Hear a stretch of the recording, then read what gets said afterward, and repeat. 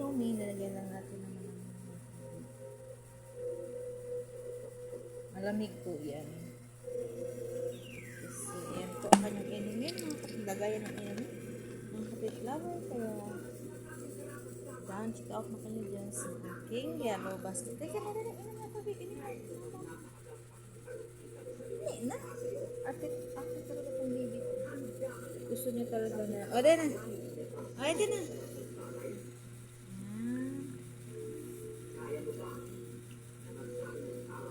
Alam niyo mga kapitbahay, yung aking baby ng artigan, kailangan malinis yung pinilagay ng inumin. Hindi siya iinom pag mayroong papalutang-lutang na konting buhok niya.